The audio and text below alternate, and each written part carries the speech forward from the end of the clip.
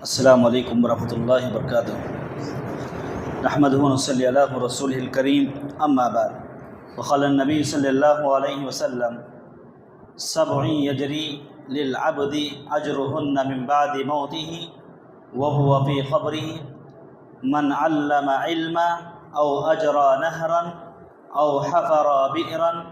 او غرس نخلا او بنا مسجدا او ورث مصحفا او ترک ولدا یستغفر له بعد موتہ۔ محترم حاضرین، میں آپ لوگوں کے سامنے مختصر سے وقت میں ایک اہم نصیحت رکھنا مناسب سمجھتا ہوں۔ 7 ایسے اعمال ہیں کہ جن کا اجر انسان کے مرنے کے بعد بھی ملتا ہے۔ 7 ایسے کام ہیں، اگر ہم وہ کام کریں گے ہمارے مرنے کے بعد جب ہمیں قبر میں دفن کیا جاتا ہے تب بھی اس کا اجر و ثواب باقاعدہ طور پر ہمیں ملتا ہے۔ نبی کریم صلی اللہ علیہ وسلم نے بیان فرمایا، سب سے پہلی چیز من علم علما، پہلی چیز یہ ہے کہ اگر کوئی آدمی کسی کو علم سکھائے کسی بھی اعتبار سے، اللہ کے رسول نے یہ بھی بیان فرمایا بلغوا انی ولو آیا، اگر ہمیں قرآن مجید کی ایک آیت کا علم ہے، ایک ٹکڑا بھی جانتے ہیں، تو میرے اور آپ کی ذمہ داری یہ بنتی ہے کہ ہم اس کو دوسروں تک پہنچائیں۔ اگر کوئی آدمی قرآن کا علم سیکھتا ہے اور دوسروں کو سکھلاتا ہے تو یہ علم اس کے لیے صدقہ جاریہ بن جائے گا۔ پہلی چیز یہ معلوم ہے۔ دوسرے نمبر بیان فرمایا او اجرا نہرا، یا لوگوں کے لیے جو پانی کی ضرورت، جہاں پر پانی کی ضرورت ہے وہاں پر یا تو کنواں کھدواتا ہے یا پھر کسی طرح سے پانی کے انتظام کرتا ہے، ساری زندگی اس سے پانی نکلتا رہتا ہے، جب تک پانی کی یہ ضرورت لوگوں کو پورا کرتی رہے گی اس آدمی کو ثواب ملتا رہے گا، گرچہ کہ اس کا انتقال ہی کیوں نہ ہوا۔ تیسرے نمبر پر بیان فرمایا او حفر بئرا، یعنی یہاں پر واضح طور پہ بیان فرمایا یہاں پر کنواں کھدوانے کی بات۔ دوسرے نمبر پر بیان فرمایا او اجرا نہرا، لوگوں کو پانی کی ضرورت پوری کرنا، پانی کا ٹینکر بور ڈالنا، یہ کسی طریقے سے۔ تیسرے نمبر پر او حفر بئرا، یعنی کہیں پر کنواں کھدوانا، اس کنویں سے انسان بھی فائدہ اٹھائیں، جانور بھی فائدہ اٹھائیں، پرندے بھی فائدہ اٹھائیں، تو یہ کنواں بھی اس کے لیے صدقہ جاریہ بنے گا۔ اور فرمایا او غرس نخلا، اگر کوئی آدمی درخت لگواتا ہے تاکہ اس کی چھاؤنی لوگ حاصل کریں، اس کی چھاؤنی لوگ حاصل کریں، راستے میں دھوپ کی شدت ہوتی ہے، سفر کرنے والوں کو پریشانی کا سامنا کرنا پڑتا ہے، کہیں پر بھی رکنے کے لیے جگہ تو بہت ہے رکنے کے لیے مگر چھاؤنی نہیں ہے، سایہ نہیں ہے، ایسے موقع پر آدمی ایک درخت لگواتا ہے تو اللہ تبارک و تعالیٰ اس کے عوض میں اسے نیکی عطا فرماتا ہے، گرچہ کہ اس آدمی کا انتقال ہی کیوں نہ ہو، مرنے کے بعد بھی یہ اعمال اس کے لیے جاری رہتے ہیں، اسے ثواب ملتا رہتا ہے۔ اور اسی طرح فرمایا گیا او بنا مسجدا، یا پھر وہ آدمی مسجد بنواتا ہے یا پھر مسجد بنوانے میں تعاون کرتا ہے، مدد کرتا ہے، اپنا پیسہ لگواتا ہے، جب تک مسجد باقی رہے گی، مسجد میں عبادت ہوتی رہے گی، باقاعدہ طور پر اس آدمی کو ثواب ملتا رہے گا۔ اور اسی طرح او ورث مصحفا، قرآن کریم کو وراثت میں چھوڑتا ہے، یعنی قرآن کریم کی تعلیمات کو وراثت میں چھوڑتا ہے، یا پھر مصحف کو یعنی قرآن کو خریدتا ہے، مساجد کے اندر رکھتا ہے، جب تک آدمی اس قرآن کو کھول کر پڑھتا ہے، جتنے بھی آدمی پڑھیں گے اس کا پورا ثواب اس آدمی کو ملتا رہے گا۔ یا پھر اپنے گھر کے اندر قرآن کو خرید کر رکھتا ہے، اس قرآن کو کھول کر اس کے بیوی بچے پڑھتے ہیں، اس کی اولاد پڑھتی ہے، یا پھر اس قرآن کو دیگر لوگوں تک پہنچا جاتا ہے، جتنے بھی لوگ قرآن پڑھیں گے جب تک اس قرآن کو پڑھتے رہیں گے باقاعدہ طور پر جو ہے اس آدمی کو ثواب ملتا رہے گا۔ اور 7 نمبر پر بیان فرمایا او ترک ولدا یستغفر له بعد موتہ، اپنے اولاد کی اچھی تربیت کرتا ہے، وہ آدمی جو اپنی اولاد کی اچھی تربیت کرتا ہے تاکہ وہ اس کے حق میں مغفرت کرے، یعنی اس کی نیک اولاد ہے، جب اس کے ماں یا باپ کا انتقال ہوتا ہے اپنے ماں اور باپ کے حق میں دعائے خیر کرتا ہے، ہمیشہ دعا کرتا رہتا ہے، ان کی استغفار کے لیے کوشش کرتا ہے، اللہ سے گر گراتا ہے، دعائیں کرتا ہے، اپنے ماں باپ کے حق میں مغفرت کی دعائیں کرتا ہے، تو ایسا آدمی بھی باقاعدہ جو ہے ثواب کا مستحق ہے، کیونکہ اس کی اولاد دنیا کے اندر نیکی کا کام کر رہی ہے۔ میرے بھائیو اتنا ہی نہیں، اگر اس کی نیک اولاد ہے، دنیا میں جتنے بھی اچھے کام کرے گی وہ نیک اولاد،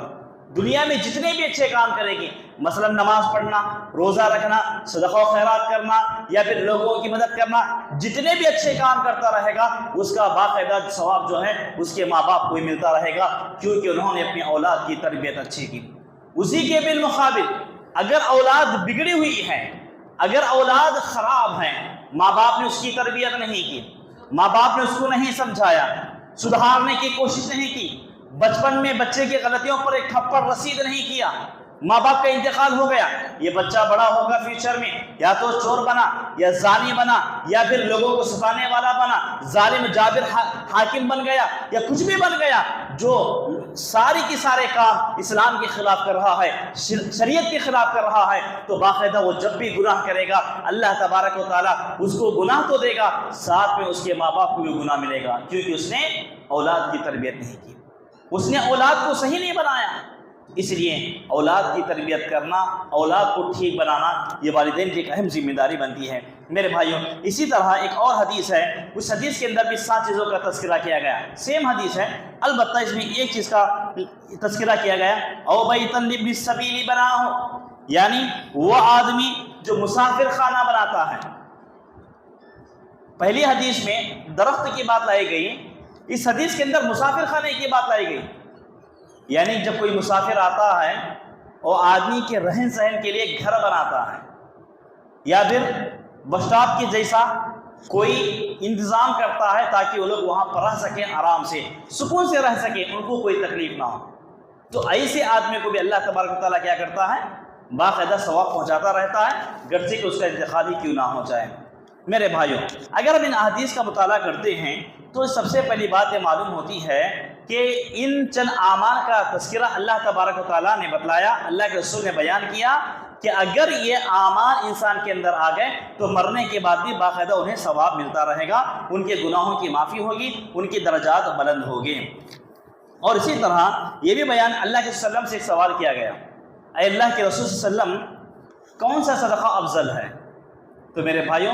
یہ حدیث بہت ہی اہم حدیث ہے۔ اللہ کے رسول بیان فرماتے ہیں جو صدقہ تو اس وقت کرے جب تو تندرست ہو۔ یہاں پر بات سمجھنے کی ضرورت ہے میرے بھائی، کون سا صدقہ افضل ہے؟ وہ صدقہ افضل ہے جب ہم زندے ہیں، تندرست ہیں، تندرستی کی حالت میں جو صدقہ کیا جاتا ہے، جو خیرات کیا جاتا ہے، یہ افضل ہے۔ اور مال سے اس موقع پر آدمی محبت رکھتا ہو، فقیری سے ڈرتا ہو، مالداری کی امید رکھتا ہو، مال سے محبت ہے، فقیری کا ڈر ہے، مالداری کی امید ہے، اور تندرست بھی ہے، زندہ بھی ہے،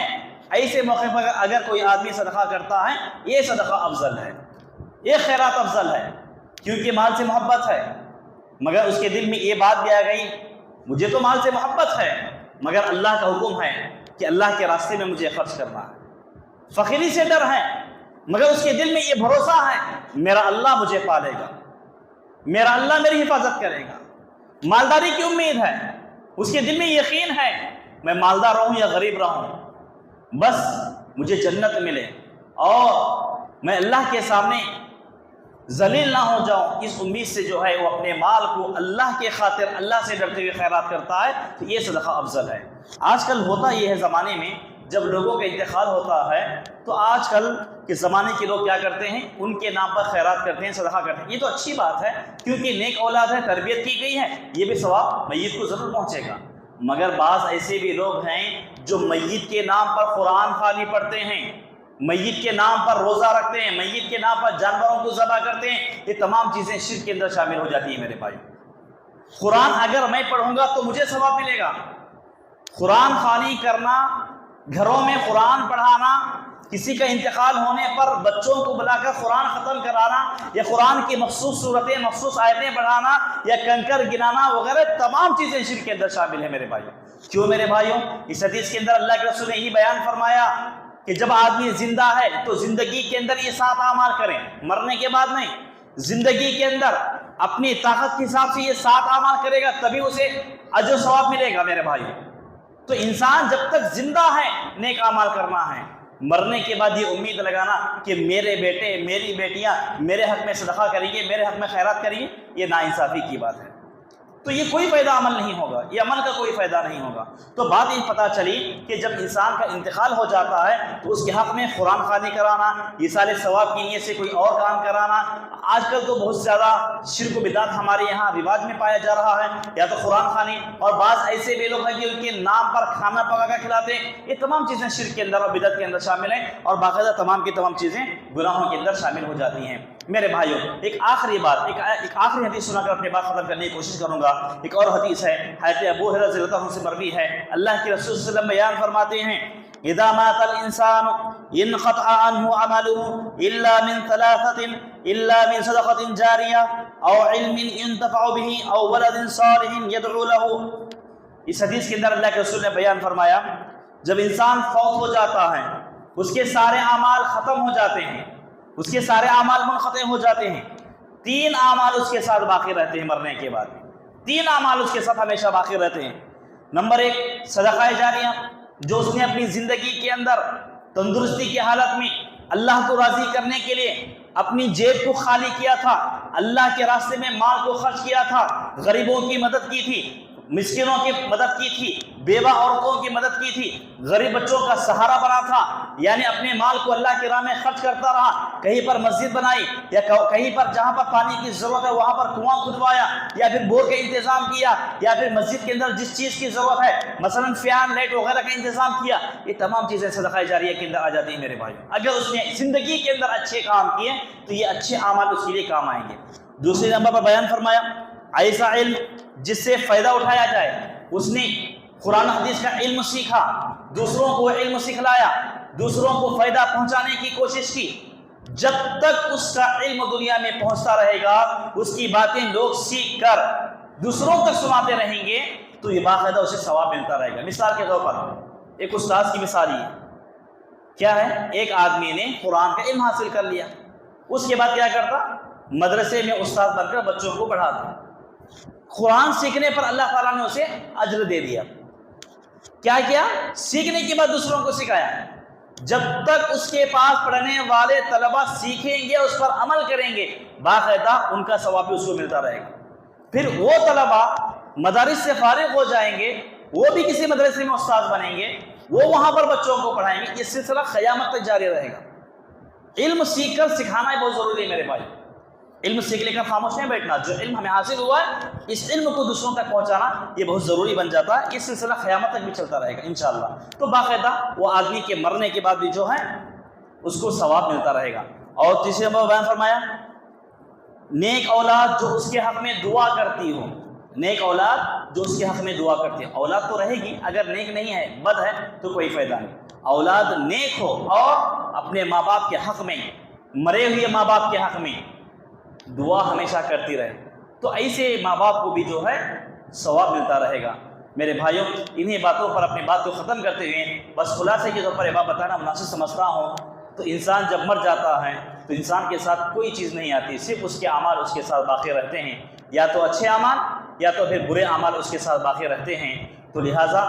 ہمیں چاہیے کہ ہم برے اعمال سے دور رہیں، صرف اچھے اعمال کو اپنانے کی کوشش کریں۔ دعا کرتا ہوں کہ اللہ رب العالمین کہنے والے کو سننے والوں کو عمل کی توفیق عطا فرمائے۔ اے اللہ ہم تمام مسلمانوں کو قرآن حدیث کے مطابق اپنی زندگی گزارنے کی توفیق عطا فرما۔ اے اللہ جب تک تو ہمیں دنیا میں زندہ رکھے دین اسلام پر زندہ رکھ، جب بھی ہمارا خاتمہ ہو تو دین اسلام پر ہو۔ اے اللہ ہماری نمازوں کو، ہمارے روزوں کو، ہمارے صدقہ و خیرات کو قبول فرما، ہمارے نماز تراویح کو بھی قبول فرما، ہمارے جاگنے کو قبول فرما، ہماری تمام قسم کی عبادات کو قبول فرما، گناہوں سے دور رہنے کی توفیق عطا فرما۔ آمین۔ وآخر دعوانا ان الحمد للہ رب العالمین۔